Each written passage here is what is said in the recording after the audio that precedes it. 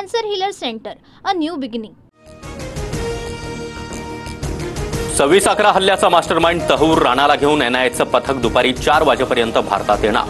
Tahawwur राणाला Arthur road जेलमधील विशेष बराकमध्ये ठेवण्यात येणार. पुण्यातील गर्भवती मृत्यू प्रकरणी भिसे कुटुंबियांची पुण्यातील अलंकार पोलीस ठाण्यात तक्रार. रुग्णाची गोपनीय माहिती सार्वजनिक केल्यानं डॉक्टर सुश्रुत घैसास आणि डॉक्टर धनंजय केळकर यांच्यावर गुन्हा दाखल करण्याची मागणी. मंगेशकर रुग्णालयानं गरीब रुग्णांसाठीचा 30 कोटींचा निधी वापरला नाही. धर्मादाय आयुक्तांच्या अध्यक्षतेखालील समितीचा अहवाल सादर. एकनाथ शिंदेंनी दिलेली 5 लाख आणि चंद्रकांत पाटील यांनी दिलेली 1 लाखांची मदत भिसे कुटुंबियांनी नाकारली. दीनानाथ रुग्णालयाच्या हलगर्जीपणामुळे ईश्वरी भिसेंचा मृत्यू झाला होता. बीड हत्या प्रकरणी पुढील सुनावणी 24 एप्रिलला होणार. सरकारी वकिलांकडून वाल्मिक कराडची चल अचल संपत्ती जप्त करण्याची मागणी, तर निर्दोष मुक्ततेसाठी कराडचाही कोर्टात अर्ज. शिवरायांचा अवमान करणाऱ्या प्रशांत कोरटकरला अखेर जामीन मंजूर. कोल्हापूर सत्र न्यायालयाचा निर्णय. कोरटकरचा आजचा मुक्काम मात्र कोल्हापूरच्या कळंबा कारागृहात असणार. केंद्रीय गृहमंत्री अमित शहा शनिवारी रायगड दौऱ्यावर. रायगड किल्ल्यावरील कार्यक्रमानंतर शहा तटकरेंच्या घरी जाणार. रायगडच्या पालकमंत्री पदाचा तिढा सुटणार का, याकडे लक्ष. पालकमंत्री पदाचा वाद शहांपर्यंत जाणार नाही. लोकसभेचे सदस्य असल्यानं तटकरेंनी निमंत्रण दिलं असावं, संजय शिरसाट यांची प्रतिक्रिया. चंबूरच्या मैत्री पार्कजवळ बांधकाम व्यावसायिक सदरुद्दीन खान यांच्यावर गोळीबार. अज्ञातांनी 4 ते 5 गोळ्या झाडल्या. सदरुद्दीन खान यांच्यावर रुग्णालयामध्ये उपचार सुरू.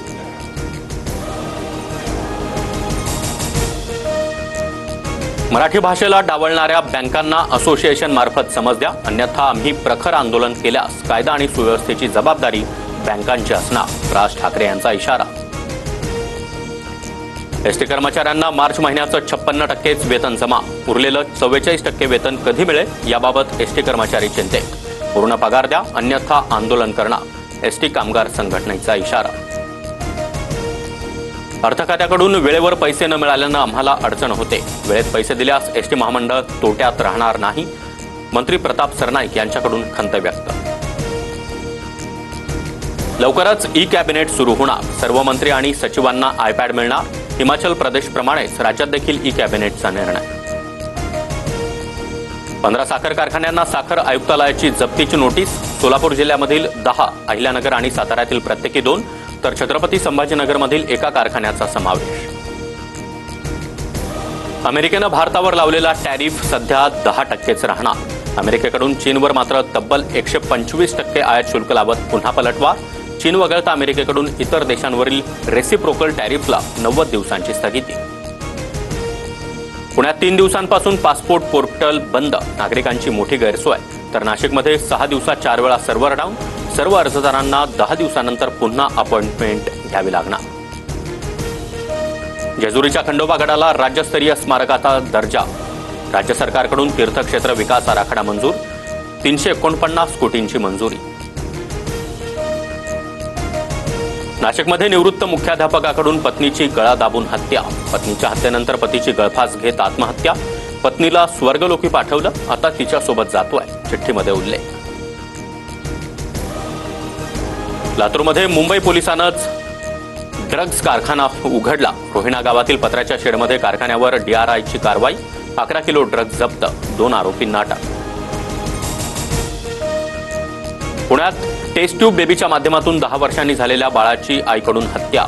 बाळाची वाढ होत नसल्यानं तसंच उपचाराचा खर्चही परवडत नसल्यानं बाळांना मारलं. आईला अटक. सोलापुरात प्रसूती झालेल्या महिलेला स्वतःच खोलीची स्वच्छता करण्याची वेळ. स्वच्छता कर्मचारी नसल्यानं प्रसूती झालेल्या महिलेनं पतीसह 8 दिवस रुग्णालयाची स्वच्छता केल्याचा प्रकार समोर.